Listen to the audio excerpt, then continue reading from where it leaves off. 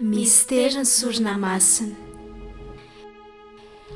Ity fijoroana vavolombelona ity dia tiako zaraina amin'ny olona rehetra maneran-tany mba ho voninahitra lehibe ho an'Andriamanitra sy ho an'ireo rehetra manaiky hanokatra ny fony amin'ny Tompo, ka mba ho maro ireo fanahy izay efa manoka tena amin'Andriamanitra no hampiredareda indray ny afo-pitiavany an'i Kristy, ary ho an'ireo izay manam-pahefana eo an-tanany mba hampidina an'i Kristy etỳ an-tany ho tonga sakafo antsika. Ho an'ireo sasany koa mba hiala amin'ny fahazarana fotsiny izy ireo raha miatrika sorona masina. Izy ireo anie hanam-pitiavana lalina sy hampahamendrehana tokoa ilay fahagagana lehibe sady tsara indrindra amin'ny fionana amin'ny Tompo isan'andro. Engane ireo anadasy raha vavy rehetra maneran-tany mba hiaina ampinoana lalina ny lehibe indrindra amin'ny mistera dia ny fankalazana ny Eucharistie masina.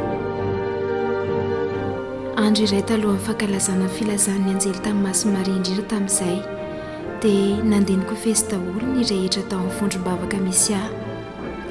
Maromaro taminay no tsy afaka nanao nikofesy tamin'io andro io, fa ny andro ny ampitso maraina alohan'ny sorona masina vao nanao azy.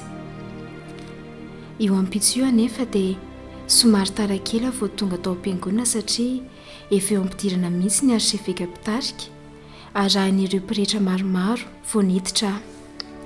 Tamin'ny fotoana natongavako io, ny Virjiny masina no niteny tamiko tamin'ny feo malefaka sy mahafinaritra sady mateo tia mampitony fananana hoe: andro fianarana ho anao ny androandroany anaka. Tiako ny hitandremanao sy hainonao sy handraisanao tsara izay zavatra rehetra iainanao mandritra ny sorona masina androany, satria ianao no vavolombelona izany. Ary izay rehetra ho fantatrao androany dia tsy ho anao rery fa ambaranao sy zarainao amin'ny olombelona rehetra. Dia talanjona teo aho, tsy nahalalana inona na inona nefa dia niezaka nanaraka tsara izay zava-niseho. Ny zavatra voalohany ijoroako vavolombelona dia ny fanehoako ireo mpihira manga feo izay mihira toa avy any lavitra. Indraindray ilay feo toa manakaiky, avy eo toa manalavitra toy ireny feo etin-drivotra ireny. Nanomboka ny lamesa ny arseveka.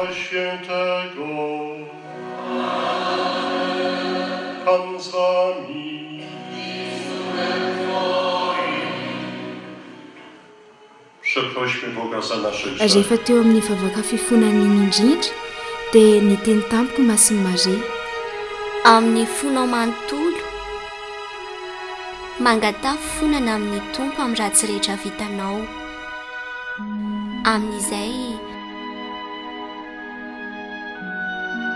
ho afaka miatrika sy miaina ampahamendrehana ny sorona masina ianao. Tao anatin'ireo sekondra monja no nandeha niteny aho dia nieritreritra fa madio ny fanahiko satria vao omaly no nikofesy farany. Mihevitra izany ianao ka Talina fa tsy nanonta tamin'Andriamanitra mihitsy tao aorian'ny nikofesenao omaly ariviny.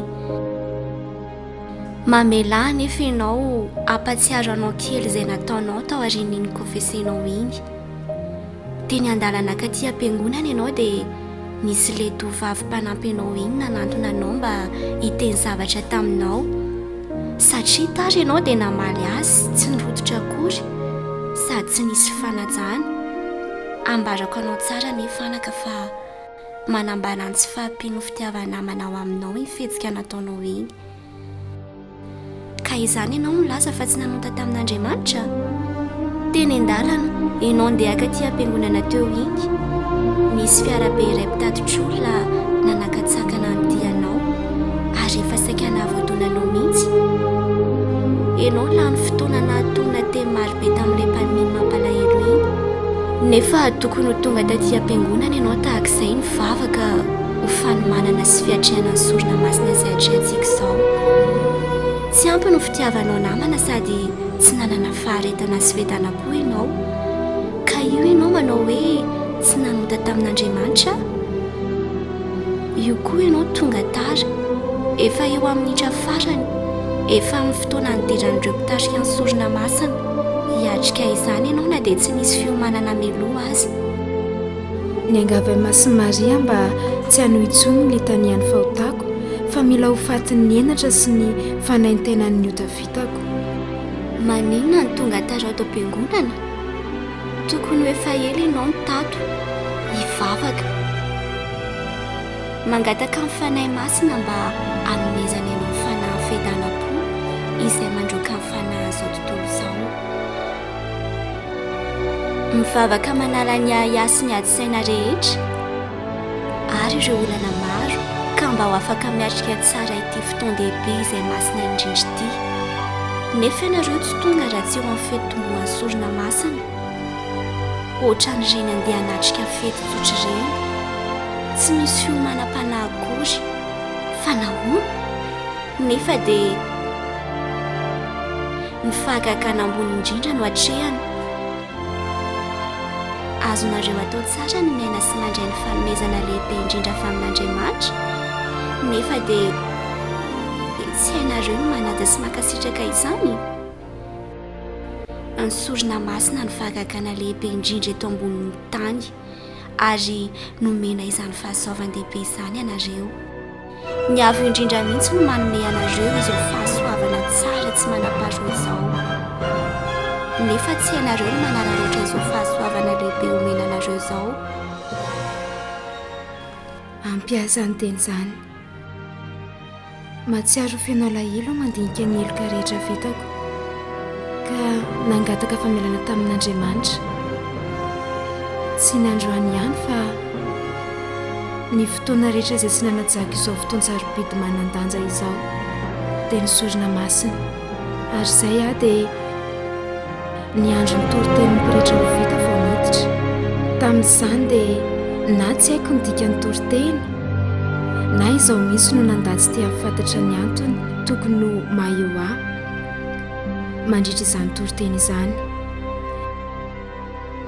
Indraindray koa na dia feno fahotana aza ny fanahy dia mbola saiko ihany ny mandray anjara ny sorona masina.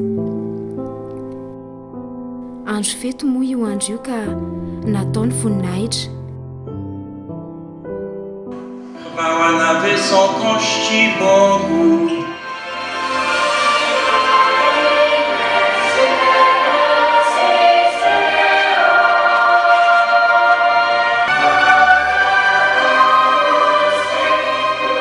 Masin'i Maria tamiko hoe oby sy omeo voninahitra amin'ny fonao rehetra ny trinité masina mba ho fankasitrahanao azy fa ianao dia ary tanany.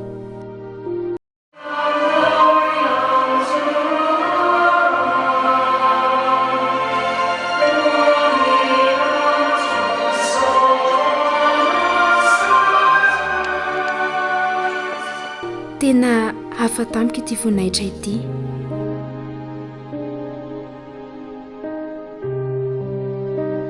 Hitako tamiko aho tamin'ny toerana hafa izay feno hazavana teo anatrehan'ny voninahitry ny seza fiandrianan'Andriamanitra izay feno hazavana, fitiavana sy fahasoavana. Toy inona re zaho hoe?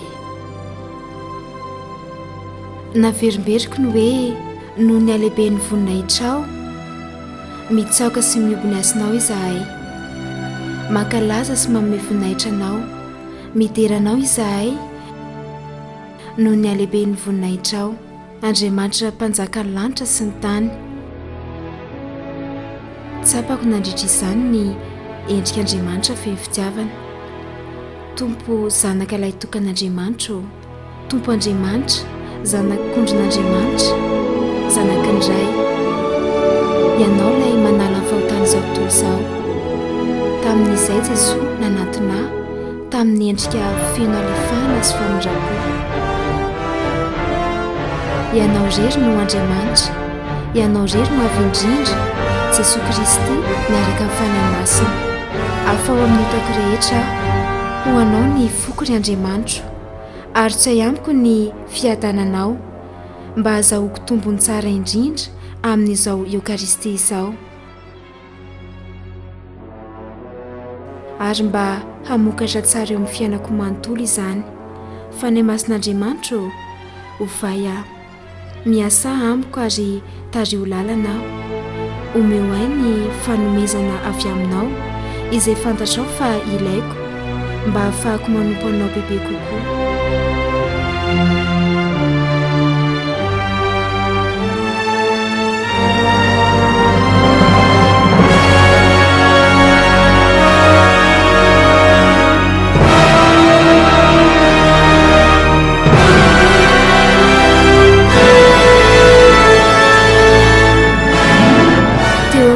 fankalazana ny tenin'Andriamanitra iny dia hoy ny Virjiny Masina tamiko hoe avereno izao vavaka izao, tiako ny hainonao tsara ny tenin'Andriamanitra sy andraisanao tsara ny toritenin'ny mpirehetra.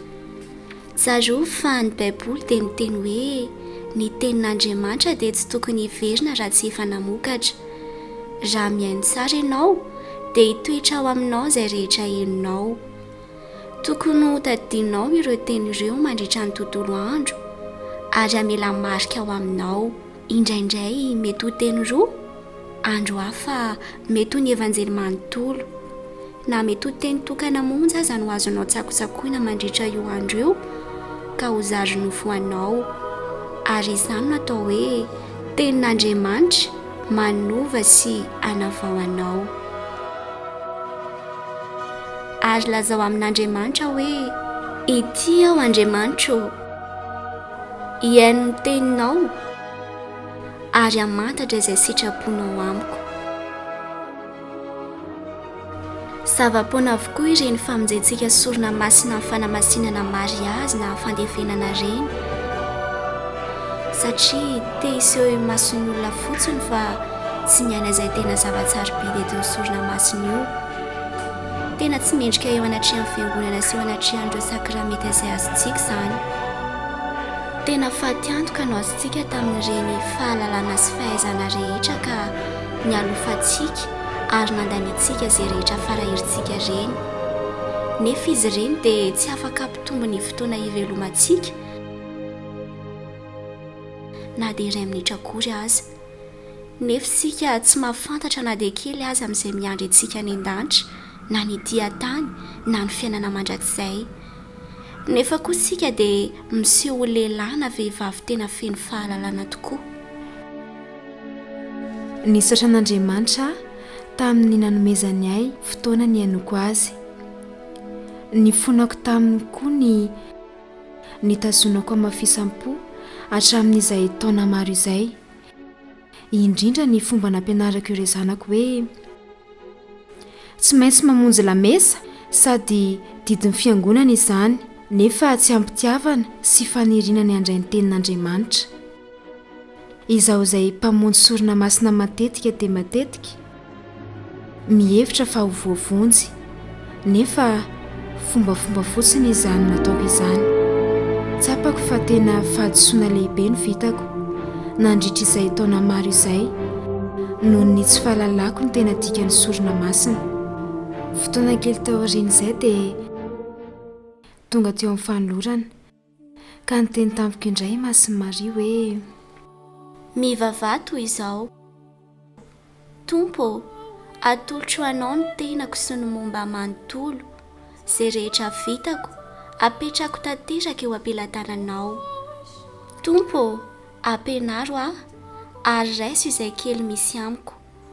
Amin'ny alalan'ny zanakao dia ovao ary Andriamanitra avy indrindra, mangataka ao amin'ny fianakaviako aho, ho an'ireo mpanao soa aho, ho an'ireo mpikambana tsirairay ao amin'ny vondrom-bavaka misy aho, ho an'ny olona rehetra ao anatin'ny ady sarotra, ho an'ireo nangata-bavaka tamiko. Ampianaro aho mba hanetry tena, ampalemin'ny foko mba hamora ny lalako any aminao. Tahaka izany ny vavaka ireo olo-masina ary tokony ataonao koa.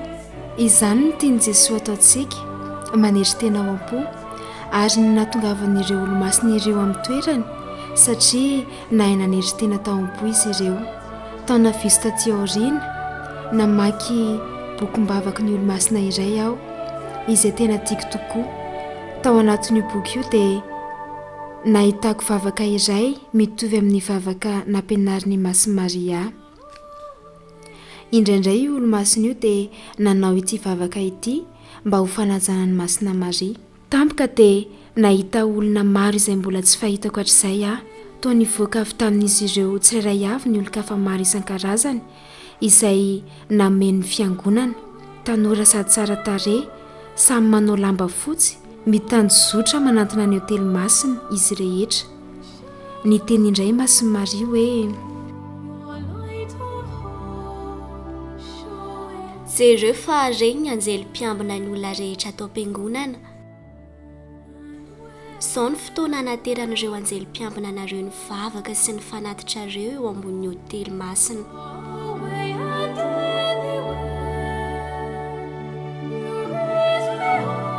Tena talanjona mihitsy aho nahita ireto tanora maro sady tsara tarehy, mibika am-behivavy daholo nefa hita fa mitomban-dahy. Tsy mikiraro izy ireo sady tsy mitsatoka amin'ny tany ny tongony, fa toa mitsingevaheva toy ny misosa ihany ny fandehany. Tsy mbola nahita tsara natoy izany aho. Ny sasany nitondra vazo volamena feno zava-manitra ao anatiny izay namoaka hazavana miloko fotsy sy mivolombolamena. Ireny ny anjely mpiambina anareo kristianina tena mahatsapa ny asaripidin'ny sorona masina ka manana fanatitra. Dia ny vavaka sy ny fiainany rehetra ary manolo tena tanteraka amin'Andriamanitra. Amin'izao fotoana izao, atoloro ny fahoriana, ny alahelo, ny fanantenanao rehetra sy ny hafalianao, ary tsaroa fa ny sorona masina dia manana mandrakariva ny asiny, ka noho izany mahalala tanana amin'ny fanolorana entinareo ary mangatà betsaka.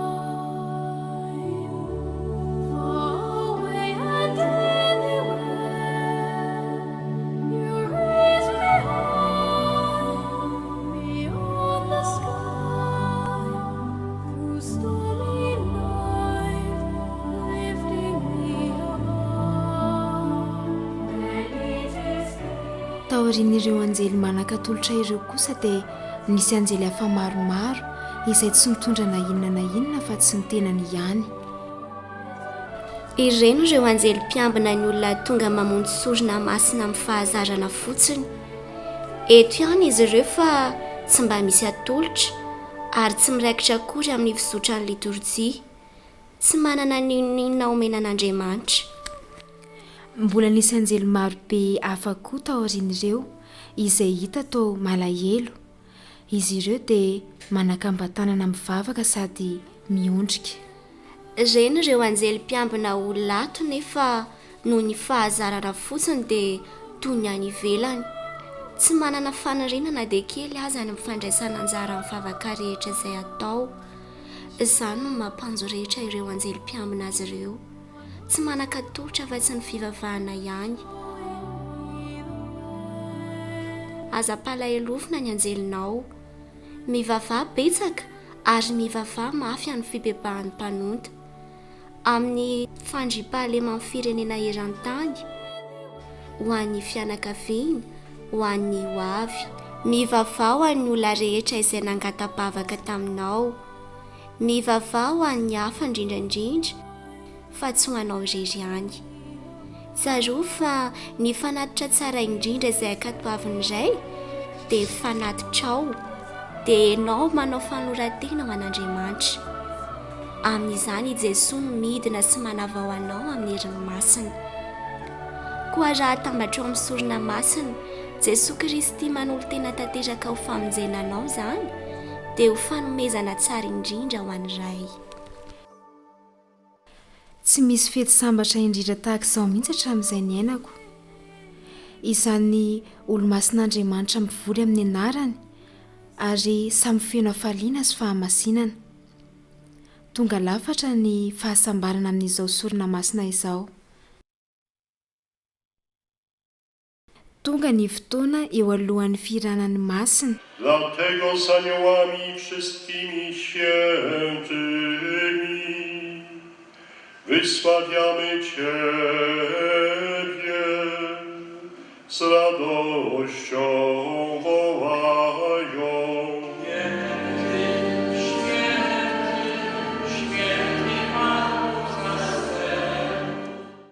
Tamin'izay ireo rehetra izay nijoro tao aoriana ny mpirehetra dia tsy hita intsony.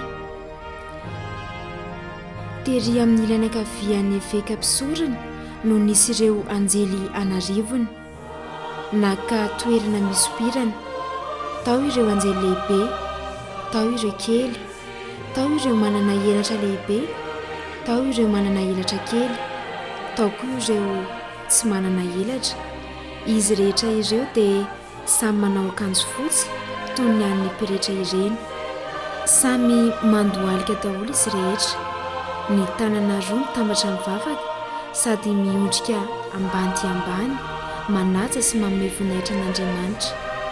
Injay hena feon-kira tsara manakoako tahaka ny misy antoko-pira maro, mifamaly no mampiady rima, mifangaro amin'ny feon'ny kristianina rehetra, miara-manandratra ny masina, masina, masina mikira. Eto amin'ny fotoana ny fakamasinana indrindra isika izao. Fotoana izay sarobidy indrindra amin'izao sorona masina izao. Eo ankavanan'ilay iveka mpanolotra ny lamesa dia feno olona maro misopirana makany arena, miakanjo mitovy avokoa izay miloko isan-karazany, tena mahasondriana: mavokely, maitso, manga tanora, vony sy mavo. Feno hafaliana avokoa ny endrik'izy ireo ary tahaka ireny olona mitovy taona ireny daholo izy rehetra. Hita anefa fa samy manana ny taonany avy izy ireo, fa teo amin'ny endriny dia mitovy. Ireo ny olo-masina sy olo-tsambatra any an-danitra. Misy amin'izy ireo fianakavianao izay efa sambatra sahady miatrika an'Andriamanitra.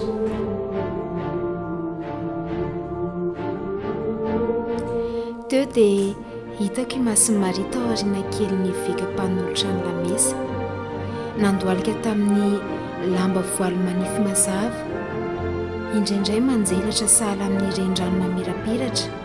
Ny Virjiny masina manakam-batanana mivavaka io, izay mijery ampitandremana sy ampanajana ny mpisorona.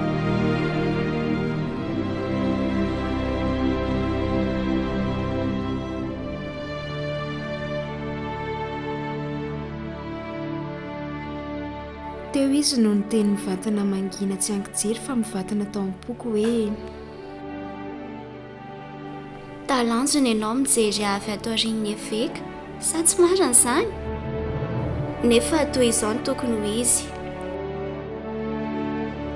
Na dia feno fitiavanay aza ny zanako, dia tsy nanome ihany fahamendrehana tonga lafatra toy ny fahafahana nomena ireo mpirehetra handray azy isan'andro amin'ny tana voahositra manolotra sorona masina.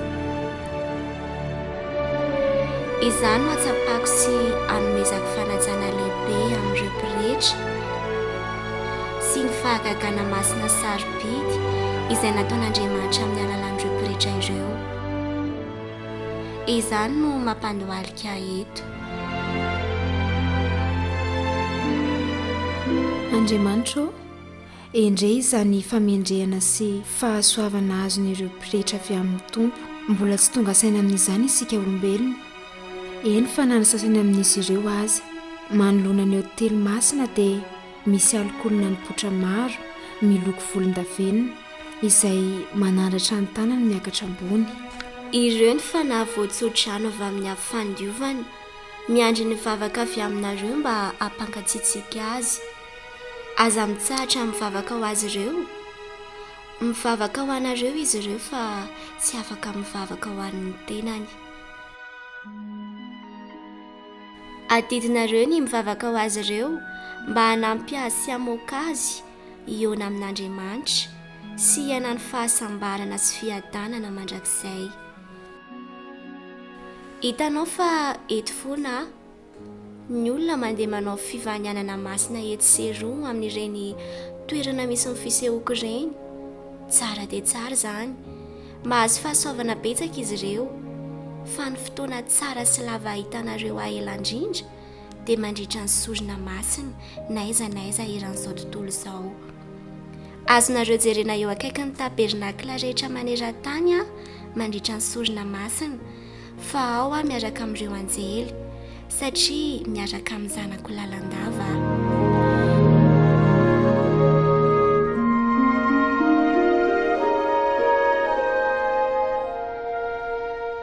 Jereo ange ny endrika tsara sy ny masin'ny Maria mandritra ny masina sy ireo olo-masina rehetra miaraka aminy.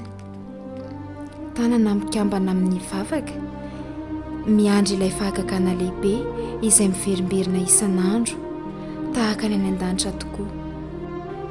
Endre raha mieritreritra sy mandinika ny olona mamonjy lamesa izay vatana fotsiny eo fa ny fanahy ny ivelany, dia fatiantoka lehibe izany fa tonga lafatra ny fahasambaranao raha tena azonao ny atao hoe sorona masina na misy aza mitabataba. Lazao amin'ny zanak'olombelona rehetra fa mbola tsy tena olombelona izy raha mbola tsy nampilefitra ny lohany eo anoloan'Andriamanitra. Nanomboka ny tenin'ny vavaka faka-masinana ny veka mpanolotra ny lamesa, ary hitako fa nialehibe izy. Nisy hazavana tsy atenenina ny voaka avy tao aorian'ny tanany, dia tsy haiko intsony ny nanavaka ny teo, fa fotsy sy milokom-bolamena ny hazavana nambomba ilay veka rehefa nanandratra ny hostia izy, dia feno hazavana ny voaka avy tamin'ny tanany, ary tsy hitako intsony izy fa i Jesosy teo. Tena izy tokoa ny vatany rehetra mandrakotra ilay veka, toy ny hoe manary mampitiavana ny tanan'ilay veka, ny anazava sy ny alehibe ilay hostia, dia indro ilay tarehan'i Jesosy tsara sy malemy fanahy ny mpanjina ny vahoakany. Nanondrika ny lohako avy hatrany aho, na tsy ary fa tsy mendrika loatra izao fahagagana tsara indrindra izao.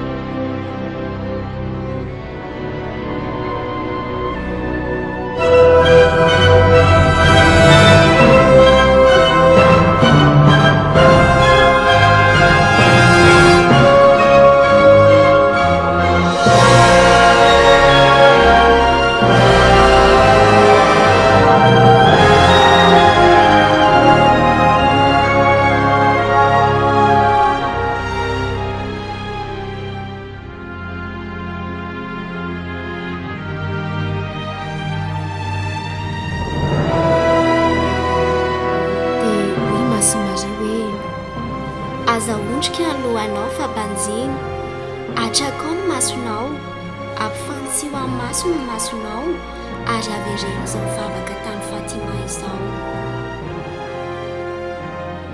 Ry Jesosy, mino anao aho, midera anao aho, manantena anao aho, tianao aho. Mifona aminao aho ho an'ireo izay tsy mino anao, tsy midera anao, tsy manantena anao, ary tsy tianao. Mifona Tompo, mamindra fo aminay, dia lazao azy amin'izay hoe tia azy ianao, ary omeo voninahitra ny mpanjaka ny mpanjaka.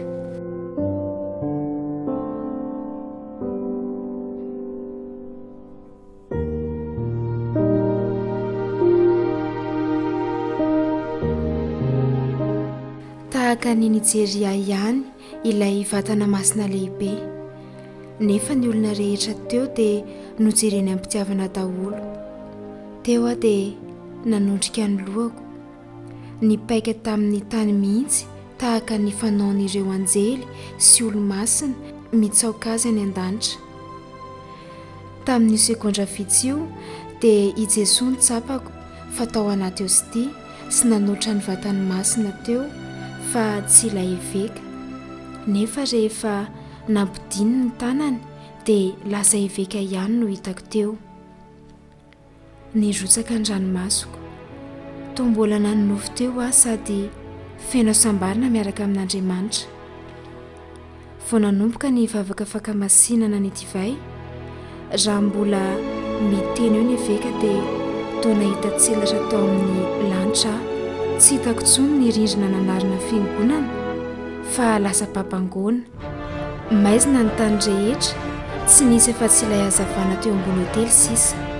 Teo toy ny miantona amin'ny habakabaka.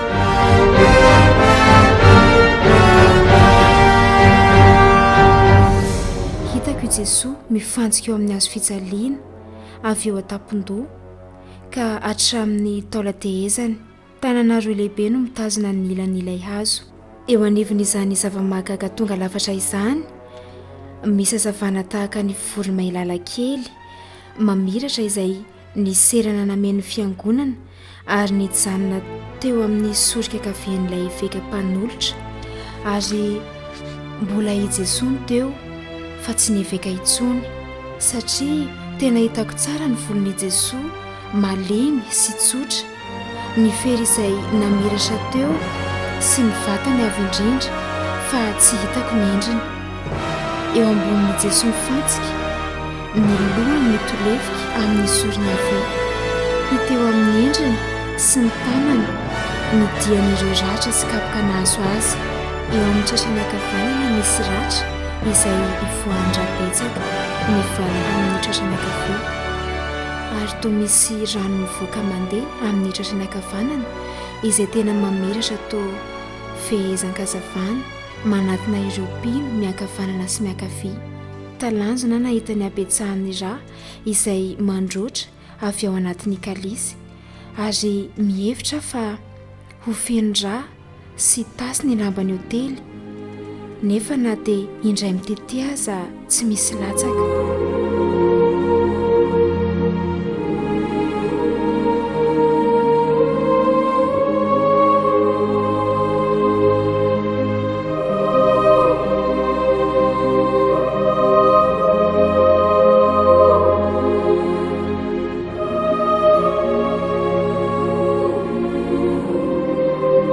Tamin'ny fotoana io Masin'i Maria niteny tamiko hoe averiko aminao indray izao.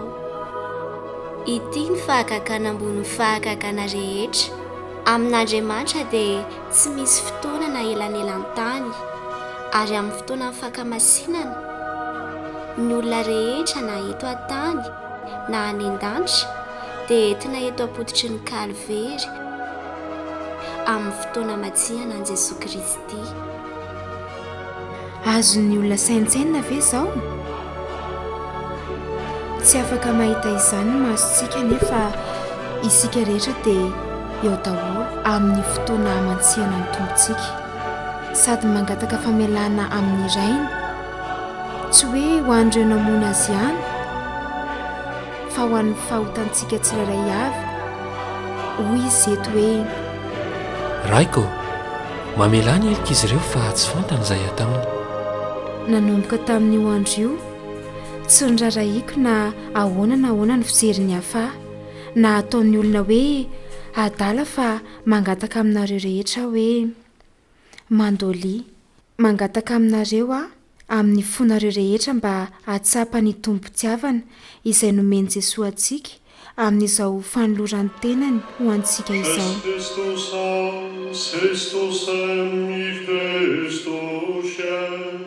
Tobie Boże Ojcze Wszechmogący, jedności Ducha Świętego, wszelka cześć i chwała przez wszystkie wieki wieków.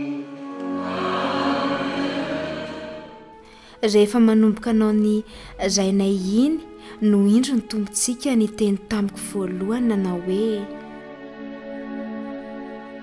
tiako ny vavahanao amin'ny fonao lalina indrindra araka izay azonao atao, ary amin'izao fotoana izao ho tsaronao ireo olona izay nanao ratsy anao, mba handroanao azy am-pitiavana ary amihina azy ianao, mitenena amin'izy ireo am-pitiavana hoe amin'ny anaran'i Jesosy dia mamela anao aho, ary mirary fiadanana ho anao. Raha mendrika izany fiadanana izany ilay olona dia ho tonga ao aminy izany, ahazo tombom-pahasoavana izy, fa raha tsy mendrika izany dia hiverinao am-ponao ny fiadanana. Tsy tiako ny ahazonao na hanomezanao fiadanana ho an'ny hafa, nefa ianao tsy afaka hamela heloka ny hafa. Iainao anatinao aloha ny fiadanana fa ho zarainao. Mitandremy ianareo, amin'izay ataonareo. Averinareo amin'ny ranay ny hoe mamela ny fahotanay tahaka ny namelanay izay nanao ratsy taminay. Raha afaka mamela heloka ianareo nefa tsy manadino tanteraka izany, dia mitovy amin'izay manao hoe mamela ny heloko tahaka ny amelako izay meloka tamiko.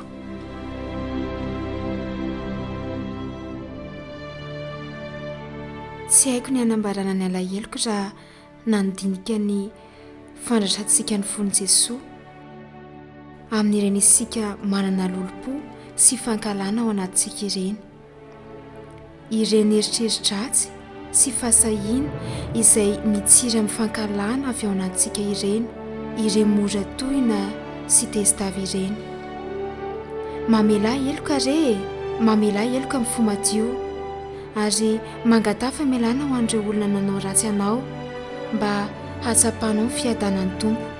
Hitako samy ny toeran'ny hazavana ny tsirairay, ary hitako fa ilay hazavana tamin'ny tsirairay teo dia i Jesosy Tompo mihitsy.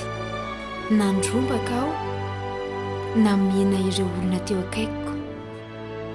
Tsapako tamin'izany famihinako ireo olona ireo izany ny famihinan'ny Tompo aho.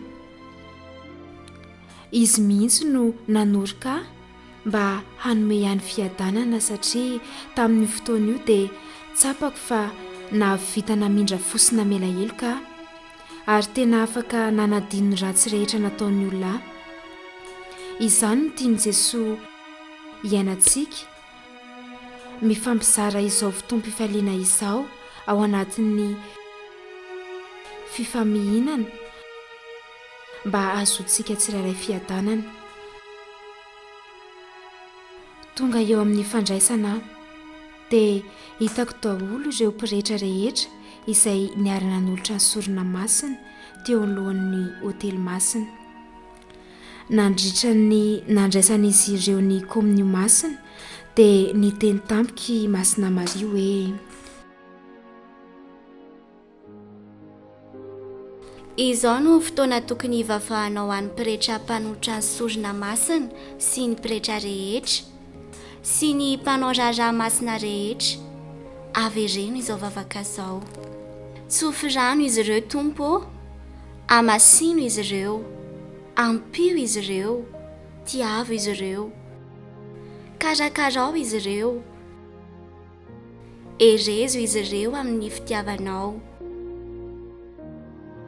Tahaka izao ny hafaliako sy handroako ny fanahy izay avy mandray ahy amin'ny fo tena madio.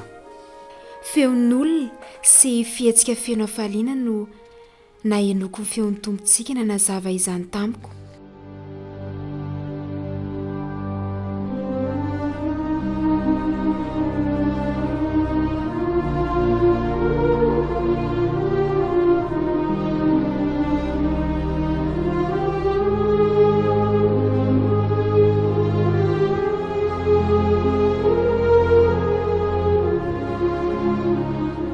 Andrazokely, fa tiako ny hatsapanao zavatra eto. Natosiky ny fihetseham-po avy tao anatiko aho dia nitodika teny amin'ireo olona nandraiko amin'io tamin'ny vavany avy amin'ny tanàny mpirehetra ny masoko. Azavaiko eto fa io olona io dia avy amin'ny vondrom-bavaka misy ahy. Mariako etona fa tsy navita ny kofesy izy omaly, fa ny maraina io izy vao navita ny kofesy. Rehefa nanome azy ny Eukaristia masina ny mpirehetra dia indro azavana manjelatra mamirapiratra io azavana mazava be io dia sady fotsy, ny volombolamena izay mandalo ilay olona teo amin'ny sorony aloha, avy eo nanodidina ny sorony roa, mandalo teo amin'ny sandrany ka hatrany amin'ny lohany, dia niteny ny tompo hoe ny fiaraha-misakafo farany no tena fotoan-dehibe indrindra izay ny arahako tamin'ireo mpianatra rehetra ary tena nanjakany ny fifankatiavanay. Tamin'izany ora mifankatiavana lalina izany no nanehoako imason'ny olombelona rehetra izay no heverin'ny sasany fa adalàna lehibe, fa nanolo tena ho voagadra mpitiavana, namorona ny Eukaristia masina, naniry ny toetra ao aminareo noho ny fitiavako anareo. tsapako ny alehibe ny fitiavan'i Jesosy antsika izay namporotsaka toy ny orana an-dranomasoko, tsy haiko ny tazomina. Rehefa tonga teo amin'ny toerako ka inona andoalikiny indrindra no niteny tampoko ny tompona na hoe enoy, ary teo indrindra no nanomboka naheno feo ny vavak'ilay ramatoa mipetraka teo alohako izay vao avy nandraiko amin'io. Tompo, tadidinao tsara fa efa faran'ny volana tsika izao, ary fantatrao tsara fa tsy manam-bola nefako mifatrano miofan'le machine izay ampiasaiko ny saram-pianaran'ny ankizy, mba ataovy izay azonao atao anampiana re a, miangavy ianao a, ataovy izay mba hijanona amin'ny vadiko tsy sotro tokantsony fa efa tena tsy tantoko mihitsy, tsy havita hianatra koa ny zanako lahy raha tsy ampianao izy. Fantatrao tsara fa nala fanadinana izy amin'ity herinandro ity, ary aza diny koa Jesosy le ramatoa ny fanolobodi-rindrina aminay io, izay tokony hifindratrano fa tsy tantoko intsony no miara-monina aminy.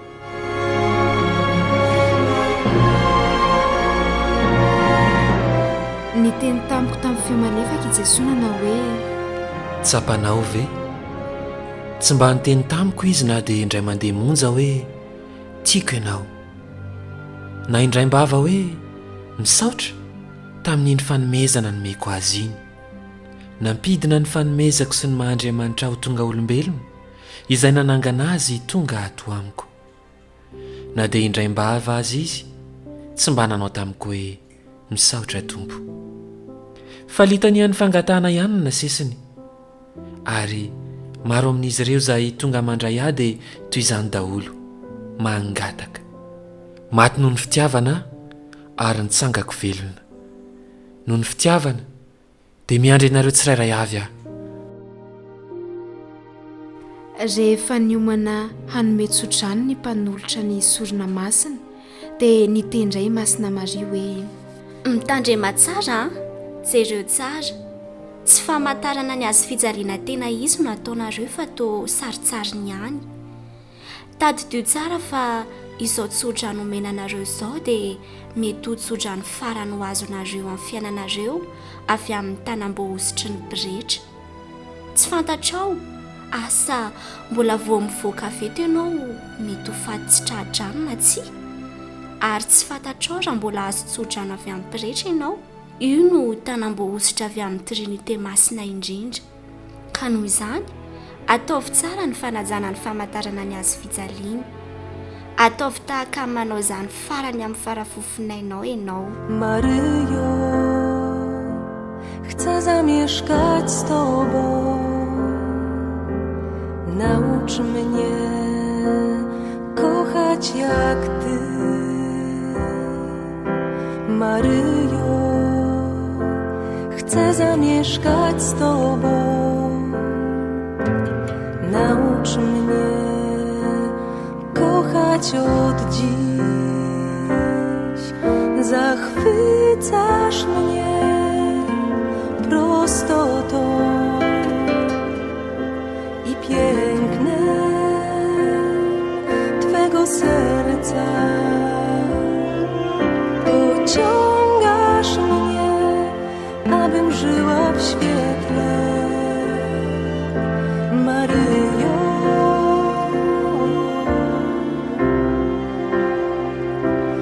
razem z Tobą powiedzieć chcę Panu słowa, co zmieniły świat. Razem z Tobą powiedzieć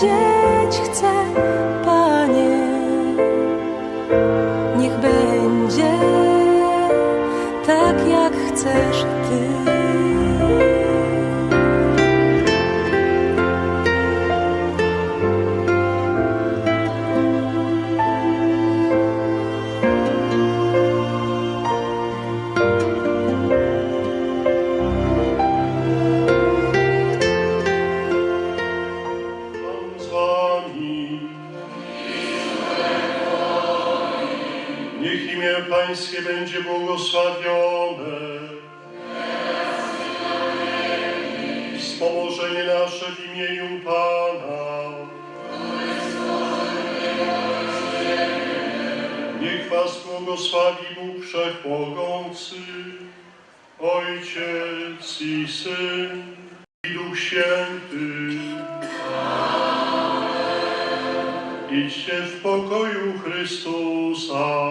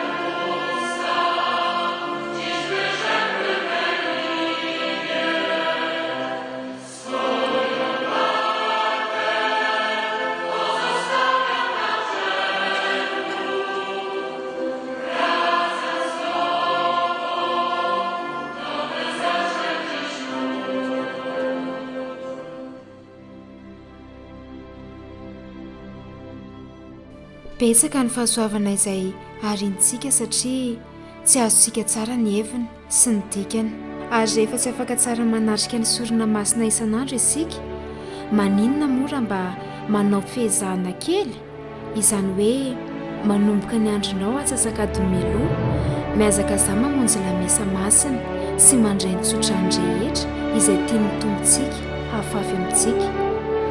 Hoy Jesosy hoe: fantatro tsara fa noho ny abetsahany andraikiny dia tsy afaka manao izany isan'andro izy, fa farafaratsiny indroana intelo isan-kerinandro.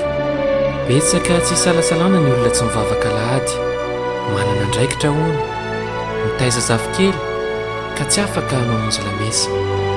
Inona ary no ataon'izy ireo raha manana zava-dehibe tokony ho fitaina? Mandeha miaraka amin'ny zanany sa mifandimidimby? Ny ramose mandeha amin'ny ora iray, ny madama indray mandeha amin'ny ora manaraka. Nefa izy ireo dia samy manefa ny andraikiny eo anatrehan'Andriamanitra.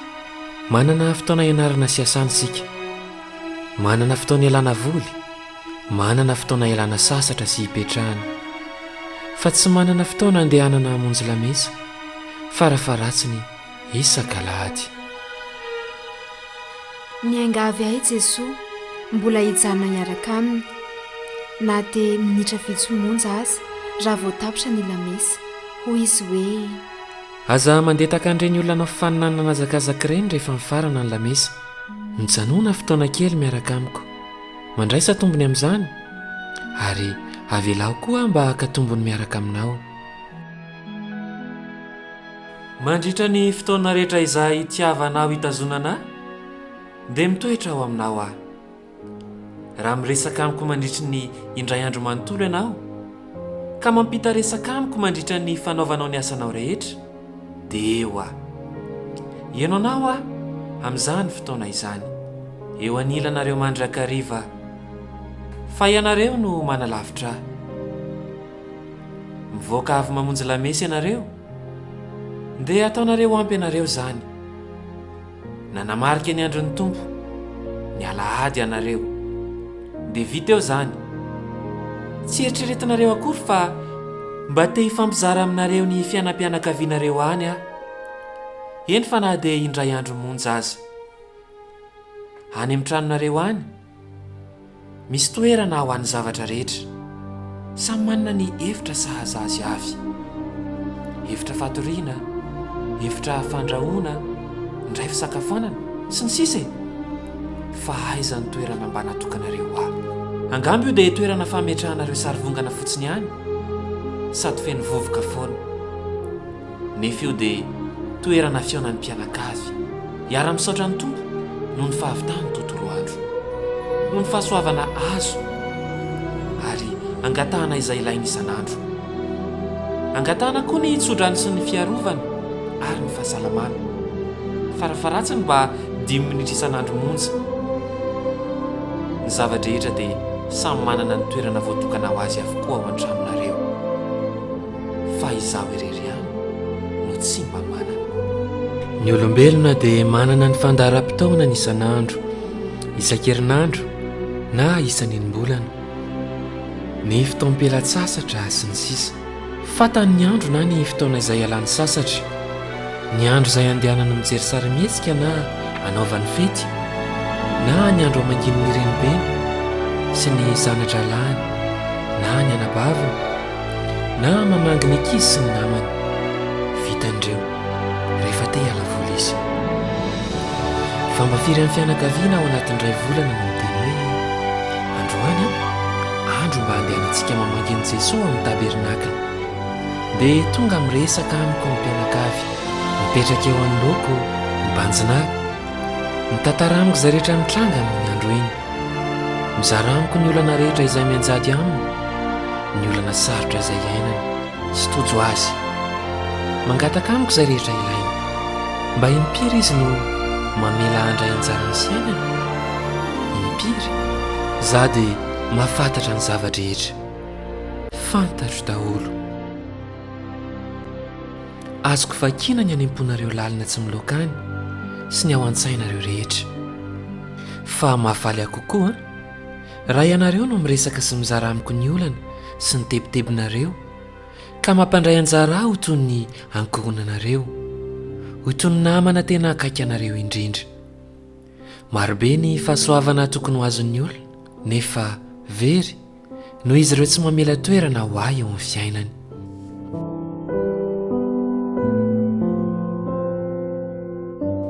tamin'iny andro iny dia nijanona teo amin'i Jesosy ny ampy ny andro maromaro afa koa nahazo fampianarana marobe aho tamin'izany izay tiako hifampizarana aminareo izao iraka nankininy tamiko izany nilaza tamiko i Jesosy hoe tiako ny amonjy ny aritanako satria ny fotoana moana ny varavaran'ny lanitra ho azy dia feno fahoriana sy fangirifiriana tsarovy fa na dia renindray aza tsy mbola nisy nafoy ho sakafonjanana ny nofony fa ny tenako dia tonga tamin'izany fitiavana miompampan'izany mba hampita aminareo ny halehibeny ny fahafoizan-tenako ny sorona masina dia izaho ihany izay manalava ny fiainako sy ny fahafoizan-tenako eo ambony azo fijaliana eo anivonareo raha tsy nisy ny fahamendrehan'ny fahafoizako ny fiainako sy ny drako